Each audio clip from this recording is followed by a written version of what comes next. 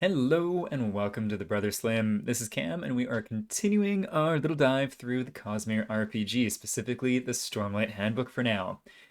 This little series is about things I find interesting about the game itself, and frankly, honestly, just showing off a lot of the fantastic art that's in these books. So today we're going to continue on with, I think I'm going to do two chapters today, because these next couple are much more mechanically heavy, shall we say, and I'm definitely not going to go into the nitty-gritty therein, not for this series at least. So let's jump into chapter 8, Goals and Rewards, starting with this is the picture going with the chapter below, which is a very suitable goal and reward one, that's for sure. And I've said this about a whole bunch of the art, but I think this is one of my favorite ones that they captured in artistic form. The end of book one, so epic. What is a man's worth indeed? Giving up Oathbringer. Too cool. And all right, so what do we want to touch on? This is also Teft, which is a perfect example of an obstacle. But let's start with a quick blurb of purpose. So, purpose and obstacles are things that are intrinsically tied to your character. You can kind of think of like flaws and bonds and that kind of thing in 5e D&D. But in my opinion, I think that this is a little clearer and easier to action. So, what is a purpose? Your purpose is your core need. You can't help but act on it and embody it. And if you nurture your purpose, it can become your greatest strength. Very cool. So it's a nice summary and then gives some examples. So save others, seek truth, push yourself to new heights, find connections, seek justice. Just some really, these are super apt for a lot of the characters in the novels. And so just two words are what most of these are. And so just great examples of simple and effective purposes that you can have. What about obstacles? An obstacle persistently gets in the way of fulfilling your purpose or pursuing your goals. This can be a lifelong trait or something that emerged from your past. Either way, your struggle with this is an important part of your life. What keeps you from reaching your full potential? Are you impulsive, greedy? Do you fixate on your mistakes? So great stuff here too. So examples, deep regret or deeper regrets if you're into fun, cool fish card games on crowdfunding. Specific fear, spite, self-doubt, mistrust of others. And so kind of like a yin and yang, you can say, where one is you at your best, the other is pulling yourself down. So using purposes and obstacles. This is basically the part I wanted to highlight, and so just kind of wanted to break those down a little bit before we do so. Purposes and obstacles don't have specific rules, but they're fundamental to who your character is. As you face different challenges throughout the game, your characters will be tested. What you, as the player, sees as the optimal approach is often exactly the opposite of what your character's purpose may drive them to do, or your approach might be blocked by their obstacle. In these moments, try to play your character, embrace the suboptimal choice to be true to who they are. In these cases, the GM will often reward you with raising the stakes for playing true to your character in a critical moment. Yeah, I really like this blurb too, because power gaming, it has its time and place and it can be fun. In my experience, especially when you're doing a campaign format, power gaming gets old quick, and being true to your character is the way to be. So I like that call out, and I think it touches on it a little bit more later in the chapter here, but like how yeah, I'll save that for after. But anyways, yeah, so Teft with his obstacle being a crippling addiction to fire moss. And I can't remember what kind of spren those are around him, but again, really cool to see the spren in play there in the art. Onwards we go though. To advancing goals. Yeah, so this is interesting here too. So when your character makes decisions that help advance their goal. Okay, so I guess what is a goal? You can add a new goal. Back here, goals. Once you know your character's purpose and obstacles, these can help inform the goals you pursue. In this game, goals serve two purposes. First, they're concrete objectives your character wants to achieve. Second, they're a means of tracking character development over the course of a story as your character don't mind me. Just there's a whole bunch of it's a bit of a storm outside, and there's some beautiful yellow leaves blowing in the wind. Totally attracted me. Second, there are means of tracking character development over the course of a story as your character pursues that goal. You start with one or two goals and can attain more during play. On your character sheet, each goal includes 3 milestone boxes representing your progress towards completing it. It's up to you and your GM to decide together on what achieving each goal looks like. And when you conclude a goal, you receive a reward. So creating goals, what can be some examples here? Goal examples: become a noble, find a missing person, fulfill a specific oath, repay a debt of gratitude, get revenge. So some examples there for sure. But advancing goals, I think, is interesting too. So when your character makes decisions that help advance your goals, the GM will tell you to add a milestone to the goal, putting a check mark next to it on your character sheet. You can this part specifically. You can usually advance each of your goals roughly once per game session. That is audacious in my mind. I really like that, but that means both players and GMs need to be pretty on the ball, in my opinion.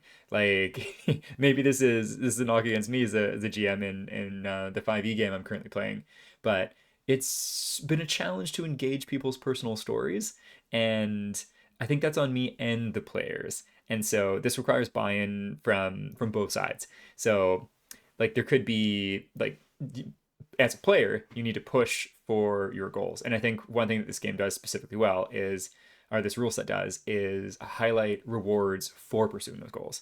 Um, as a GM, you need to be looking out for when your players are actively doing that too. It does call out like, hey, if your GM doesn't tell you to check a box, reflect and think if you feel like you met a goal and then talk to your GM. So that's all well and good. But yeah, so I think players will need to advocate here because speaking in my personal experience, at least as a GM, it's easy to get lost in the sauce of a general fun session and potentially miss something that might can be considered a goal for a character. So something to just be aware of there. Another thing I really like that they include here is concluding goals. In addition to just success, what about growth or through failure? So, success isn't always the most narratively satisfying way to include a goal. You might have intentionally picked an impossible goal for your character to explore in the story, or you might decide that succeeding isn't the best thing for your character now. I like that. Perhaps counterintuitively, your character can also conclude a goal by failing at it. Across Roshar and our world alike, people sometimes fail in their aspirations, but failure can also be a great teacher and important motivator. Yep, awesome. I like that for sure. And speaking through stories, like there are some of the most compelling stories and opportunities for growth, for lack of better words, also in real life, come through failure. So I really like that that is called out here too. And definitely, especially in role playing games, failure can be so compelling. So really neat that they've included that.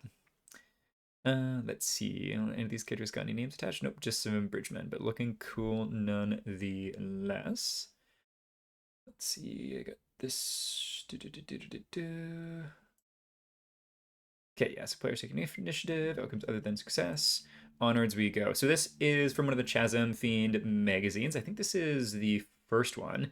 And so seeing it here kind of blowing up is awesome. So we have Dalinar there and Elokar right behind him.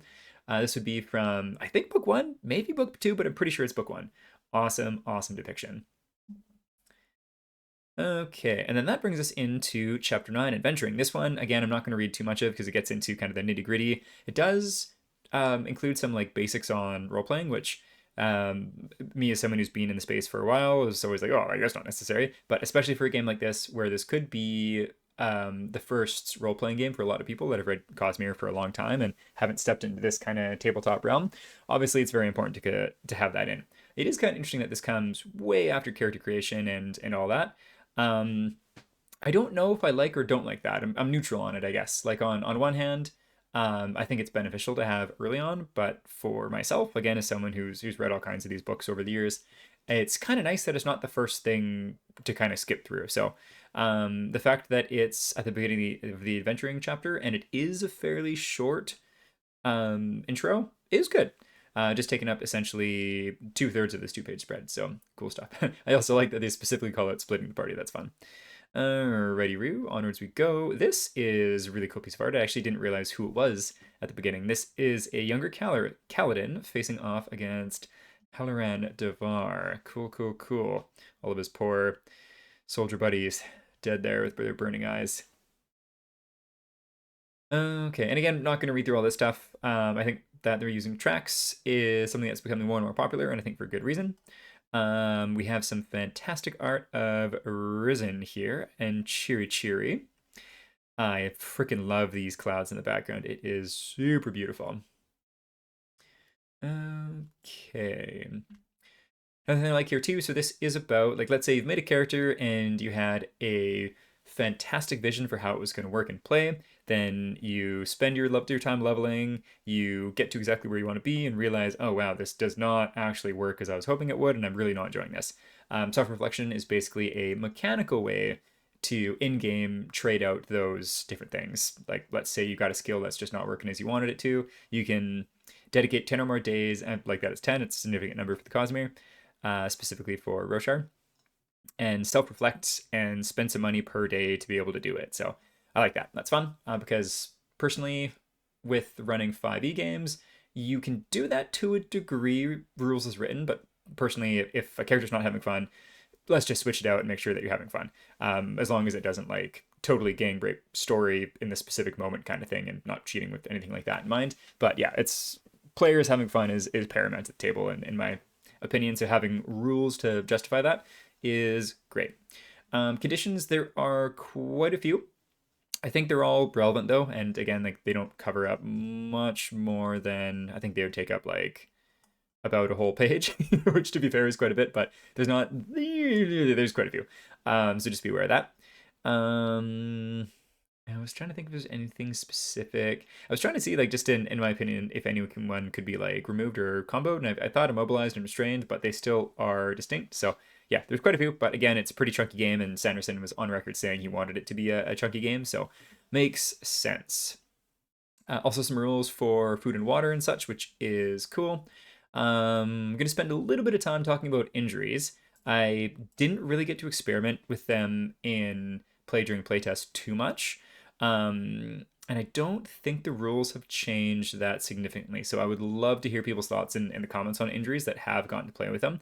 We'll read through it, and then I'll share my thoughts as it stands currently. And again, if you've played with injuries, please let me know how you found it at the table, because I would really love to hear it.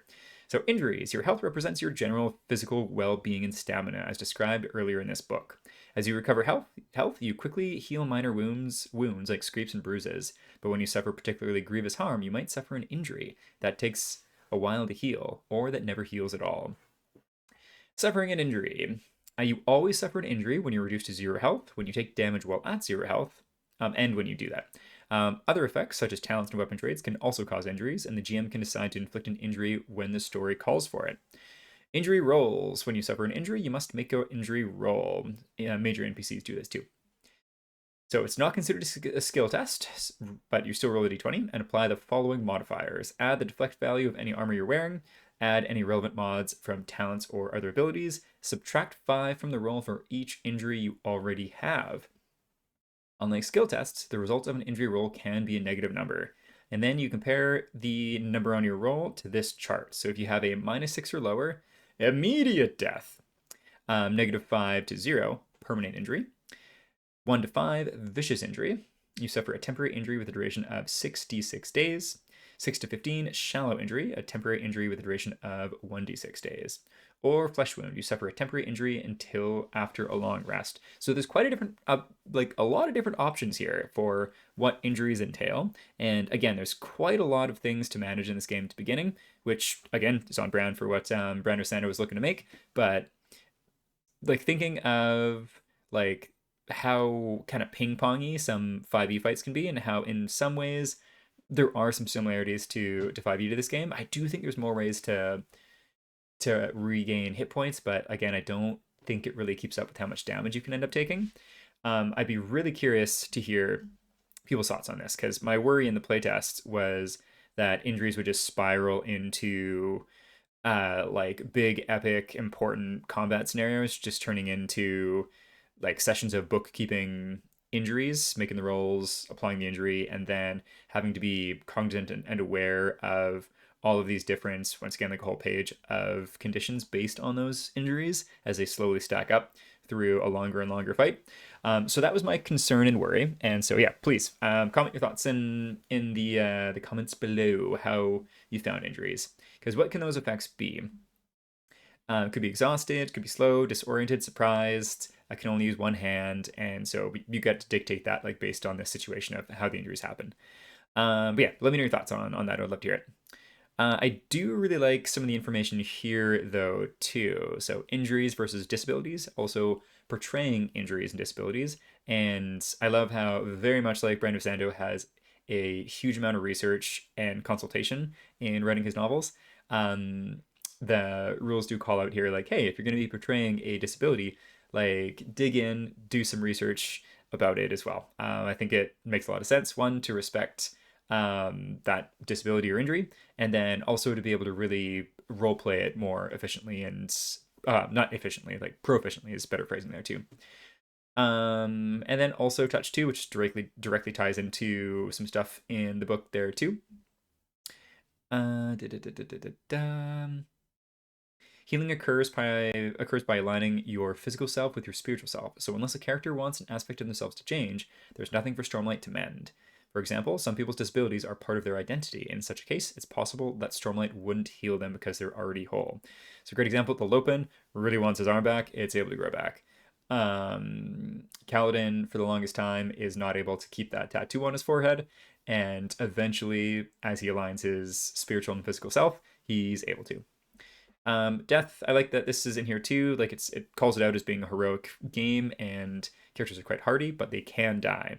And when they do, make sure that character has a moment before death. Like not just like boom, you're dead, you can't say anything. Like you've got your send off. So I like that's called out because novice GMs, I think it's really easy to sometimes, and I don't like to. This speaking generally, basically through all this, anyways.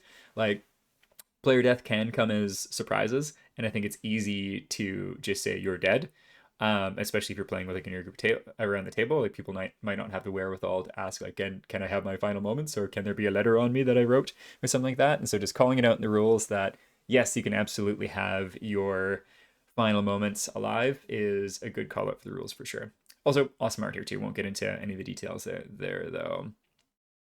Alrighty, Root, and I do believe that is where we're going to end off for today. We'll call out this fantastic art next time, but also shout out to this art for the resting stage too.